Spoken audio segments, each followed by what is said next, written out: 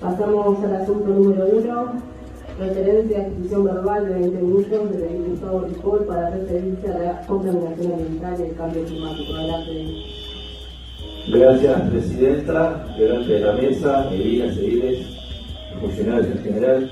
Antes de iniciar la exposición, quería agradecer a los funcionarios de comunicaciones que hacen posible la exposición del video y a quien logró el video, que fueron mis compañeras Lucía y Beatriz, que sin ellas la mitad de esto no hubiera sido posible.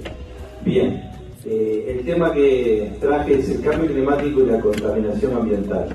Vamos a arrancar por el cambio climático, es un tema que nos compete a todos y nos compromete a todos. Para arrancar, le voy a leer una definición clásica de la ONU, que está en la página web sobre el cambio climático, y dice que el cambio climático hace referencia a los cambios a largo plazo de las temperaturas y los patrones climáticos. Estos cambios pueden ser naturales, pero desde el siglo XIX las actividades humanas han sido el principal motor del cambio climático, debido principalmente a la quema de combustibles fósiles como el carbón, el petróleo y el gas, lo que produce gases que atrapan el calor, conocidos como gases de efecto invernadero. Ahí tienen en esa imagen algunas de las causas del cambio climático. Básicamente son esas en casi todo el mundo, puede variar según donde se mida, el país donde se mida o el lugar donde se mida, ¿verdad? ¿Cuáles son las consecuencias del cambio climático? Bien, el aumento de temperatura y el calentamiento global. Ahí en esta imagen vemos algo que anda en internet, un oso polar que vio afectado su hábitat porque el calentamiento global está derritiendo los polos. Los glaciares también están retrocediendo 300 metros por año, excepto uno muy cerca nuestro, que es ese que está ahí, el Perito Moreno, que aún no se sabe cuál es la causa. Se supone que son los vientos que congelan la zona, pero es el único que se mantiene intacto sin retroceder. El resto, y muchos en Argentina y en Chile, han retrocedido hasta 300 metros por año. Como consecuencia de eso sube el nivel del mar.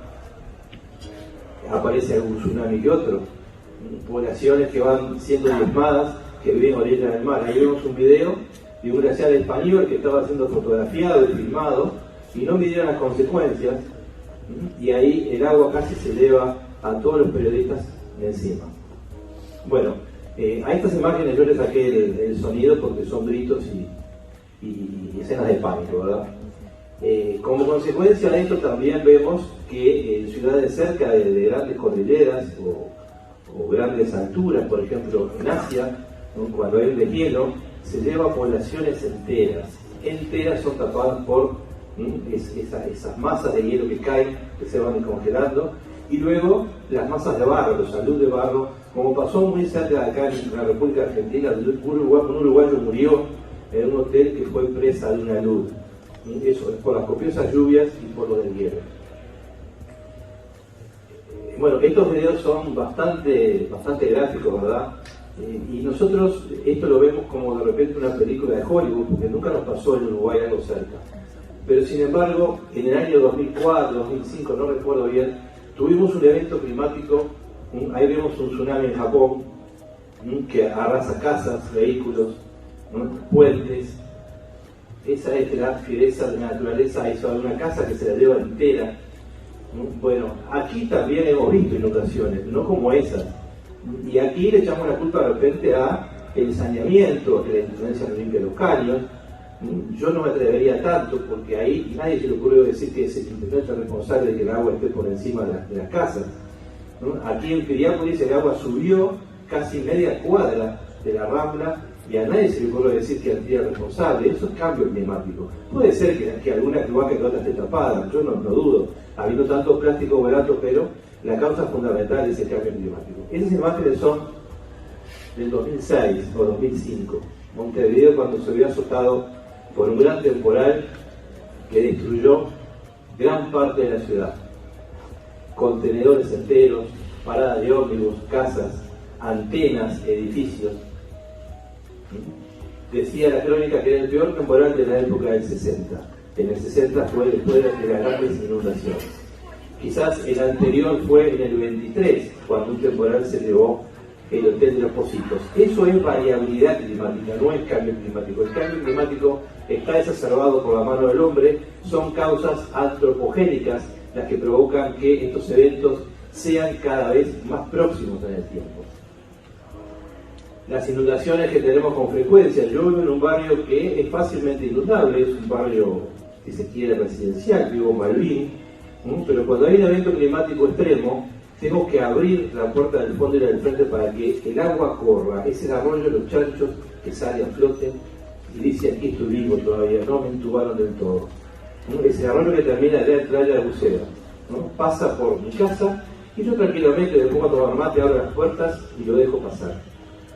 Después el desastre con heladeras, muebles, etc. Y vivo en un chalecito, en pleno Malvin, no es una zona de asentamiento, es una zona residencial. Ahí vemos un temporal que azotó Dolores, esa es la estación Petrobras. Los funcionarios tuvieron que meterse en la fosa de reparación de vehículos para que el viento no se los llevara. Arrancó los surtidores, levantó el alto. Años después vimos otro que entró a una zapatería a esos destrozos. Se lleva góndolas, se lleva gente volando. Bueno, en función, a partir de esto fue necesario crear el Sistema Nacional de Respuesta al Cambio Climático, que funcionaba muy bien, tomando prevención de estos eventos. Ahí se ven las góndolas, son cámaras de seguridad de las empresas. La primera fue Petrobras, y esto creo que es una zapatería también en Dolores. Este es el segundo evento en Soriano. Bueno, hay tornados, quizás hay quien dice, y los negacionistas del cambio climático, que hay muchos. Tuvimos un presidente de los Estados Unidos, el señor Donald Trump, que negaba el cambio climático. Tenemos un presidente acá cerca, Jair Bolsonaro, que niega el cambio climático. Son los negacionistas por intereses, y están los negacionistas rentados, y algún científico también, negacionistas rentados, pero por suerte hay nosotros, tenemos la suerte de tener una universidad con técnicos muy serios que avalan estos hechos y ponen en advertencia a los políticos sobre el cambio climático. Eso es Montevideo cuando se inunda, y no son los caños tapados. Es el evento climático, es la cantidad de milímetros cúbicos que cae demasiado copiosamente en pocos minutos. Reitero, no niego que hay un caño tapado, pero no es la responsabilidad de los caños tapados lo que ocurre en distintas partes del planeta. Podemos ir a Pakistán, a Japón, a Argentina, a Uruguay. Bien, ¿qué podemos hacer para esto? Bueno, prevención, políticas ambientales, algo que todavía estamos lejos. ¿Cuál es la principal causa de la obstrucción de los caños? Bueno, es el plástico, el mal manejo de los plásticos que hacemos hoy en día. Por suerte, algunas políticas hoy en día las tenemos en funcionamiento, ¿sí? Pero tenemos que observar a la naturaleza, porque es la naturaleza la que nos habla, la que nos dice cosas, en sus fotos, en sus videos. Esas son fotos de Montevideo, parece que fuera Japón o Tailandia, y son fotos de nuestra capital. Son videos, eso es en Buceo, eso es mi barrio. Los contenedores flotando porque el arroyo de los chanchos salió de su cauce, que está entubado hace como 70, 80 años que está entubado. O sea que ya no somos ajenos al cambio climático, ya no es una película de Hollywood, ya sufrimos el azote diario. ¿Y quiénes son los más perjudicados? Los más vulnerables, las familias más vulnerables, las que tienen una construcción precaria de su vivienda, las que están cerca de los arroyos. A esos castiga el cambio climático. Es ahí donde tenemos que poner las políticas para trabajar en contra de estos eventos.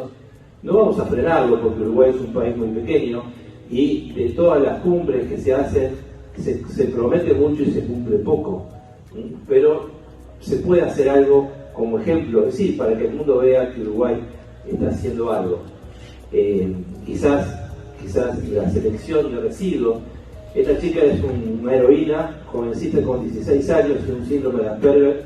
Se atrevió a enfrentar al número uno del mundo, en ese entonces a Donald Trump, que no supo qué contestarle y se retiró de Saga. Una chica con mucha vehemencia que atacó a las multinacionales, atacó al capitalismo, al hiperconsumo que abarca a muchos países, no solamente Estados Unidos. Hoy la China es presa de eso. Hablando del plástico y del desecho que hacemos al medio ambiente, esa mancha roja es una isla hecha por plásticos. Está entre Hawái y las costas de California. Tiene el tamaño a veces de Francia. La profundidad de 9 a 15 metros. Se puede caminar por arriba, constituida fundamentalmente por bidones, redes de pesca industriales, de pesca de alta mar, envases de plástico, bolsas. Ahí muestra la gráfica algunas otras islas que se van formando de acuerdo a las corrientes marinas. Ahí se ve un perfil de esa isla. Contamina el ambiente, contamina a la fauna marina, las ballenas comen esa, quieren que ese alimento después aparece en las costas y cuando se hace una necropsia tienen toneladas de plástico en su interior. Es un problema serio el que estamos enfrentando. Aquí tenemos también rescatistas y gente que trabaja en el medio ambiente. El señor que está en SOS Fauna Marina hace limpieza de playa y la última limpieza levantó bolsas de leche de la década del 80. El plástico dura 400 años en el medio ambiente para disolverse. Ahí tenemos imágenes de Uruguay. Arriba tenemos una imagen preciosa del cerro Pan de Azúcar, Piriápolis, Maldonado. Al medio tenemos las sierras de Minas, un ecosistema impresionante. Y abajo tenemos una colina aparentemente linda, disfrutable, pero eso no es naturaleza, eso es basura esa. Eso es Felipe Cardoso. Empezamos a hacer un cráter para enterrar nuestros residuos y hoy tenemos un cerro. En breve tendremos el Cerro Montevideo. Pero por suerte tenemos políticas que apuntan a evitar eso. La actual Intendencia de Montevideo empezó un Montevideo Verde, empezó con un plan de ecocentros móviles, itinerantes, ahora fijos, para que la gente aprenda a separar sus residuos. Los residuos son responsabilidad de quien los genera. Ahí vemos un ejemplo de cómo debe funcionar, pero hay que capacitar a la gente, hay que capacitarla, que la gente aprenda, darle la oportunidad de que separen, que el plástico, las bolsas de plástico de botellas, los bolsones también es otra interesante idea para comunidades grandes, para grupos habitacionales. Hay bolsones para el plástico y el cartón y otros que separan el plástico y el cartón.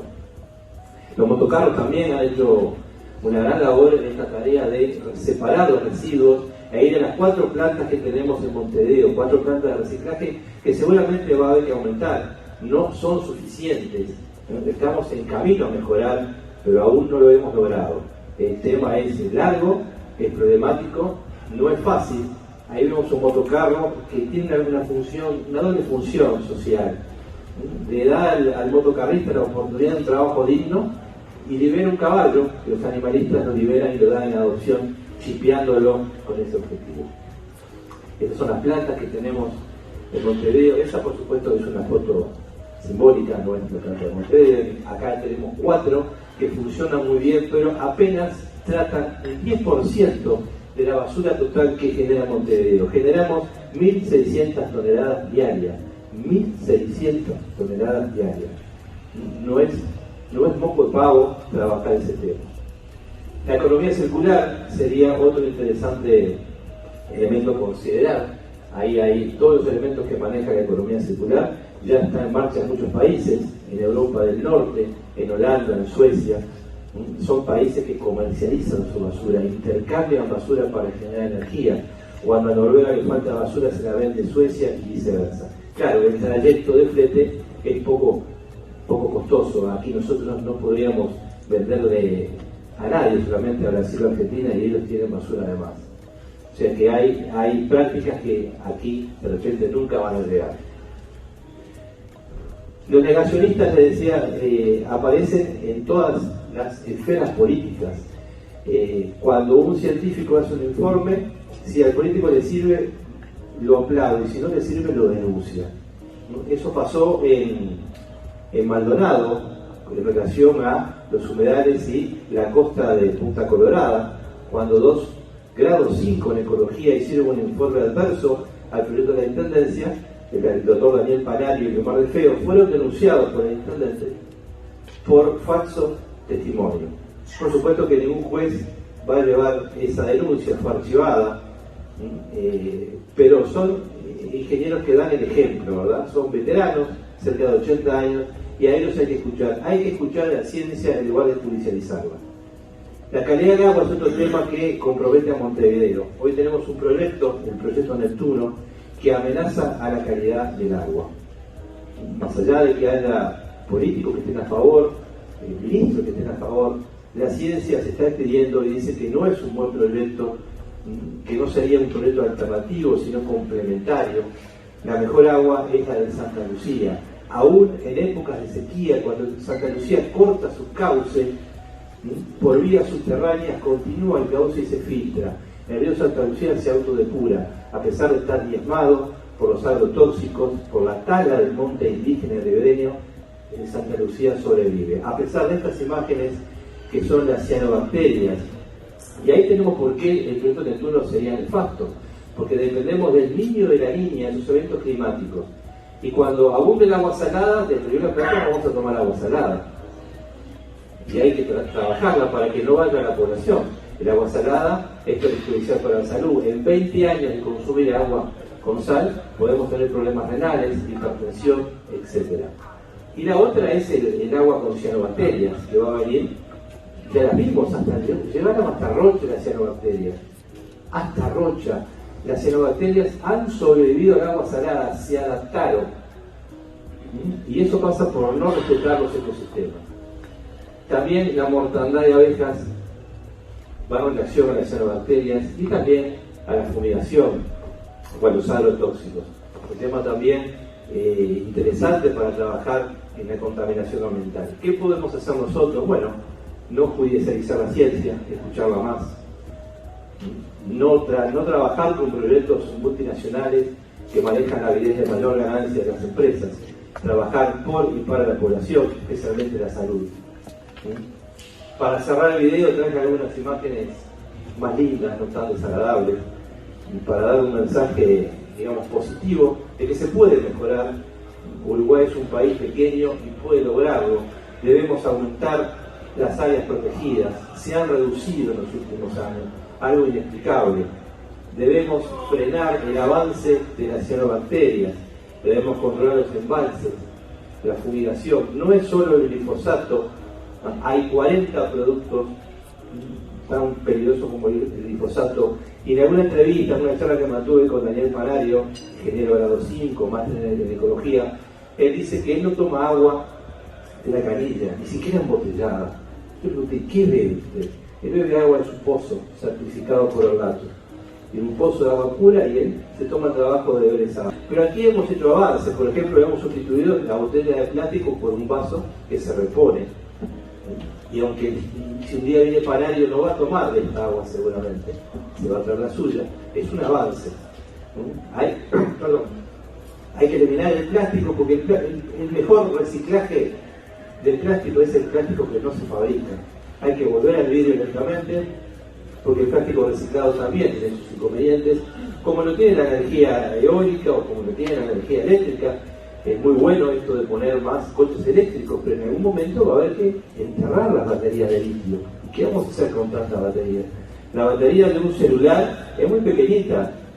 Imaginemos la de un ómnibus. ¿Qué vamos a hacer con tantas baterías cuando en 5 años ya caduquen su funcionamiento? No sé si estoy en tiempo, me perdí. Me falta un minutito. Bueno, en este minuto quería agradecer la atención de todos ustedes. Quería que estas palabras fueran enviadas a Presidencia de la República, a la Intendencia de Montevideo, al Congreso de Intendentes, al Congreso Nacional de Líderes, al Ministerio de Ambiente y a los municipios de Montevideo. Muchas gracias por la atención.